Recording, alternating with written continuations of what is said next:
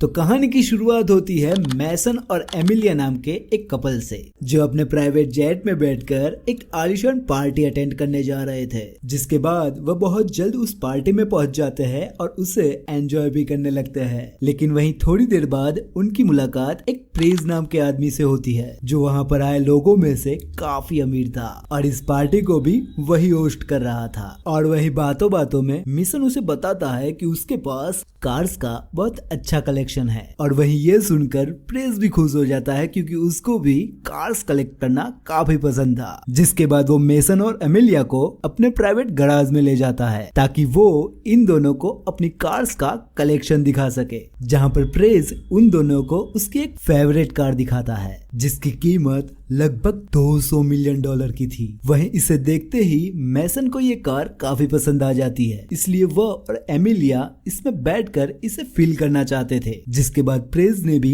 उनकी इस रिक्वेस्ट को मान लिया और उसे गाड़ी में बैठने की परमिशन भी दे दी। लेकिन जैसे ही वह दोनों गाड़ी में बैठते हैं, एमिलिया तुरंत लिंक नाम की एक लड़की को सिग्नल दे देती है और वहीं सिग्नल मिलते ही लिंक ने गैराज की सारी लाइट को ऑफ कर दिया। और वहीं प्रेस कुछ करता उसके पहले ही मेसन के आदमियों ने उसे गन पॉइंट पर लेकर उसे जमीन पर गिरा दिया। अब इसके बाद मेसन इस मौके का फायदा उठाकर कार को वहां से लेकर वहां से गायब हो जाता है। जिसके बाद इस बात का खुलासा होता है कि मेसन और एमिलिया एक प्रोफेशनल चोर है और उनका उस पार्टी में जाने का मकसद सिर्फ और सिर्फ उस कार को चुराना था। जिसके बाद वह उस कार को एक बड़ी ट्रक के अंदर डालकर वह देश छोड़कर जाने ही वाले थे कि तभी अचानक FBI की टीम उनका पीछा करना शुरू कर देती है। लेकिन वहीं मेसन ये सोच में पड़ जाता है कि उसके प्लान के बारे में पुलिस को कैसे पता चला। और वहीं अचानक एमिलिया उसके ऊपर गन तान देती है। जिसके बाद कहानी में एक ट्विस्ट आता है और इस बात का खुलासा होता है कि असल में एमिलिया कोई चोर नहीं बल्कि एक FBI एजेंट है और उसने मेसन के साथ प्यार का नाटक सिर्फ इसलिए किया था कि वह मेसन को रंगे हाथों पकड़ सके। अब ये देखकर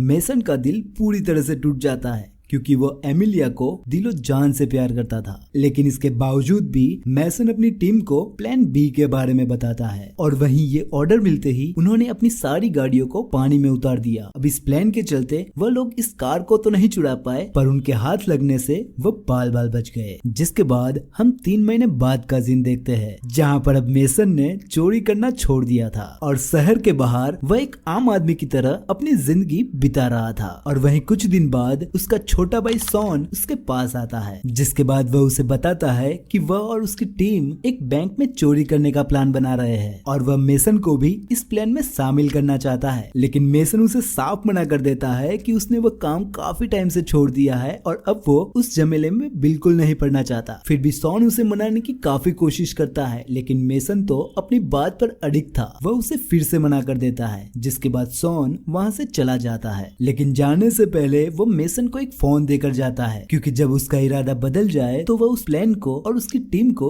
ज्वाइन कर सके। लेकिन वही देखते ही देखते 3 दिन गुजर जाते हैं, लेकिन अभी भी मेसन का फैसला बिल्कुल नहीं बदला था। लेकिन चोरी वाले दिन लिंक मेसन को कॉल करके पूछती है कि आज की चोरी के लिए तुम इतने लेट क्यों हो। लेकिन अब ये सुनकर मेसन पूरी तरह से हैरान हो जाता है, क्योंकि उसने तो शॉन को इस चोरी के लिए मना किया था। दरअसल शॉन ने अपने टीम मेंबर को ये बोला था कि मेसन इस मिशन को ज्वाइन करने के लिए रेडी है। अब पहले तो मिशन को काफी गुस्सा आया, लेकिन इस पूरे मामले को संभालते हुए उसे ना चाहते भी इस मिशन में शामिल होना पड़ा। वहीं दूसरी ओर हम शॉन को देखते हैं, जो बैंक के बाहर मौजूद एक कॉफी शॉप में बैठा था, क्योंकि उस बैंक का मैनेजर हर दिन उस कॉफी शॉप में कॉफी पीने आता है। अब जैसे ही वो मैनेजर उस दिन कॉफी शॉप में आया, तब शॉन उसके पास जाता है और उसे गन दिखाकर उसे हॉस्टेज बना लेता है। जिसके बाद वह मैनेजर को लेकर बैंक में जाने लगा, लेकिन तभी वहाँ पर मेसन आ गया और इन्हें अंदर जाने से रोक दिया। जिसके बाद मेसन शॉन से कहता है कि तुम्हारा ये प्लान कुछ ठीक नहीं है, जिसकी वजह से हम सभी लोग मारे जाएंगे। तब शॉन मेसन को कहता है कि अब इस सब का कोई फायदा नहीं, क्योंकि हमारी टीम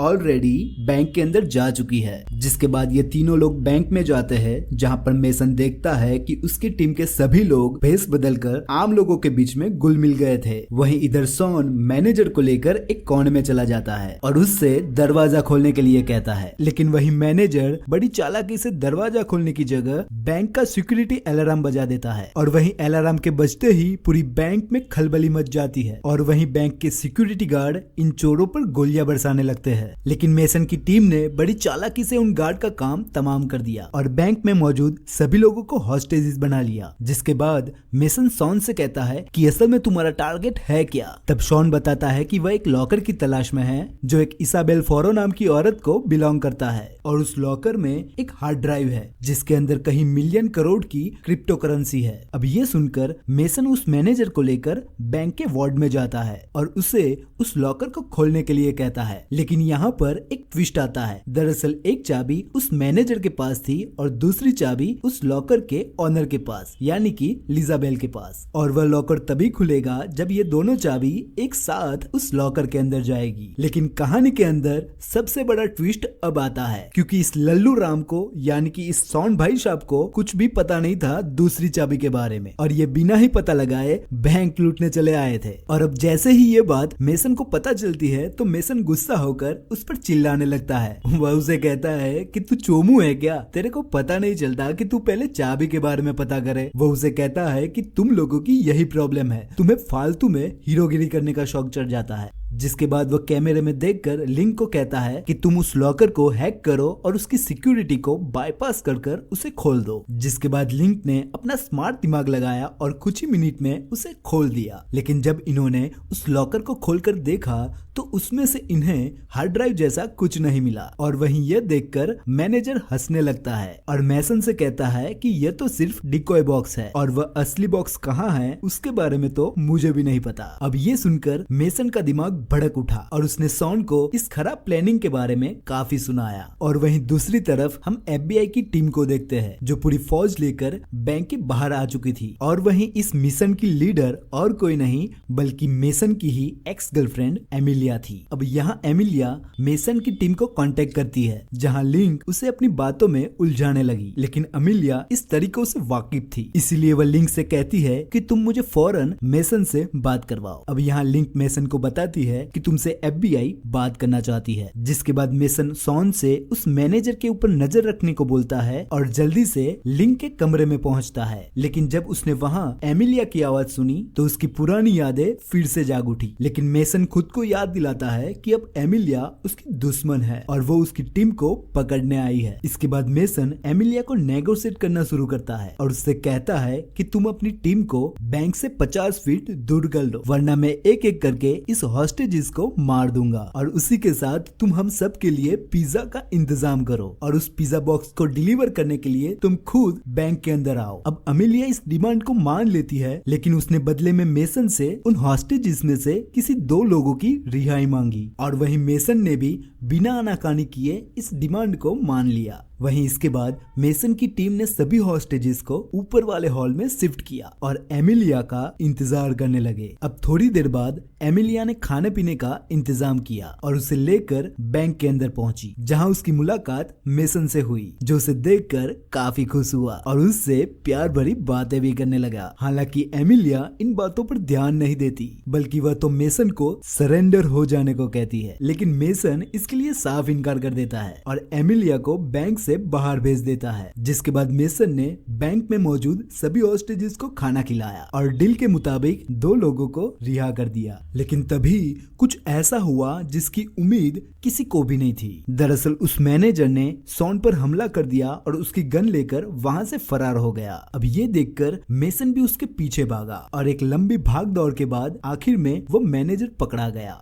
जिसके बाद मेसन ने मैनेजर को बुली किया और उसके पास से इसाबेल के बारे में पूरी जानकारी निकलवाई। अब मैनेजर ने बताया कि इसाबेल बैरो इस देश के सबसे बड़े गैंगस्टर एबिल की बीवी है। वह बताता है कि एबिल एक खतरनाक गैंगस्टर है और उसके पास इस देश के सबसे बड़े पॉलिटिशियंस का सपोर्ट है और शायद उस हार्ड ड्राइव में उन सभी पॉलिटिशियंस का काले कारनामों का सबूत मौजूद है और वह सबूत बाहर आ गए तो इस देश की सरकार खतरे में आ जाएगी। हालांकि ये सब जानने के बाद भी मेसन ने उस हार्ड ड्राइव को चुराने का फैसला किया ताकि वह सरकार को ब्लैकमेल करके इस बैंक से बाहर निकल सके। और वहीं बैंक के बाहर एक काले रंग की कार आकर रुकती है जिसमें कोई और नहीं बल्कि एबिल का ही लॉयल मौजूद था। यहाँ पर वह एमिलिया को कहता है कि 24 घंटे में अगर तुम्हारी टीम ने उन चोरों को नहीं पकड़ा तो यूएस आर्मी उन पर हमला कर देगी। लेकिन एमिलिया को वहाँ पर समझ नहीं आया कि उसे ऑर्डर देने वाला ये आदमी होता है कौन। अब उसने इस बारे में अपने सुपरवाइजर से बात की, जहाँ पर उसे पता चला कि उस बंदे का नाम एलेक्स है और वो एबिल का वकील है। यहाँ सुपरवाइजर ने एमिलिया को बताया कि एबिल्स के पास इस देश के सभी पावरफुल लोगों का सपोर्ट है और इसलिए हम इस मामले में कुछ भी नहीं कर सकते। वह एमिलिया से कहता है कि तुम चोरों को जल्द से जल्द वहां से बाहर निकालने की कोशिश करो, क्योंकि एक बार जो यूएस आर्मी उस बैंक के अंदर चली गई तो उन चोरों के साथ साथ वहां के हॉस्टेजेस भी मारे जाएंगे। वहीं दूसरी ओर मेसन और उसकी टीम ने लॉकर रूम की दीवारों को तोड़ना शुरू कर दिया था, क्योंकि उन्हें उम्मीद थी कि बैंक ने इसाबेल का लॉकर कहीं गुप्त जगह पर छिपा रखा होगा और जैसे ही वह एक दीवार को तोड़ते उनके सामने एक और दीवार आ जाती। वहीं दूसरी तरफ यूएस आर्मी ने बैंक को चारों तरफ से घेर लिया था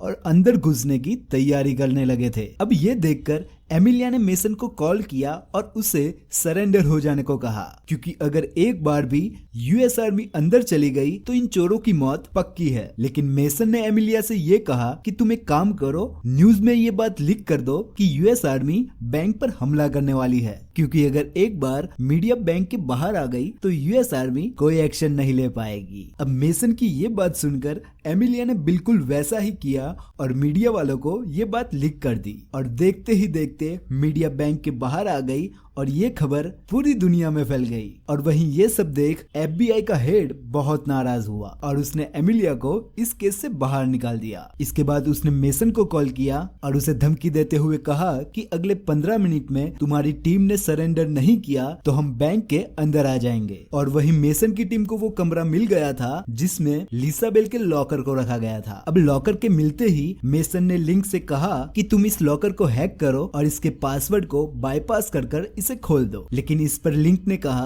कि इस लॉकर की सिक्योरिटी काफी स्ट्रॉन्ग है और इसे खोलने में कम से कम 10 मिनट लगेंगे, जबकि अगले 8 मिनट में यूएस आर्मी बैंक के अंदर आ जाएगी। अब इसके चलते मेसन ने एक प्लान बनाया और एक एक कर सभी हॉस्टेजेस को छोड़ने लगा ताकि लिंक को वो लॉकर खोलने के लिए टाइम मिल जाए। अब कुछ ही मिनटों में उन सभी लोगों को छोड़ दिया गया और आखिर में उस मैनेजर को छोड़ने के बाद मेसन की टीम ने एक एक कर सरेंडर करना शुरू किया, जिसके बाद सभी लोग बैंक के बाहर आ गए। लेकिन मेसन और लिंक अभी भी बैंक के अंदर ही मौजूद थे। अब ये देखकर एफबीआई की हेड को काफी गुस्सा आया और उसने तुरंत यूएस आर्मी को ये ऑर्डर दिया कि वह अभी के अभी बैंक के अंदर जाए और मेसन को देखते ही उसे गोली मार दे। अब ऑर्डर मिलते ही यूएस आर्मी बैंक के अंदर घुस आई और पागलों की तरह मेसन को ढूंढने लगी। और जैसे ही वह उस कमरे की ओर पहुंचे तो उन्होंने मेसन को देखा जो अपने हाथ में बॉम्ब लेकर उन लोगों का इंतजार कर रहा था। अब यहाँ पर यूएस आर्मी कुछ कर पाती उसके पहले ही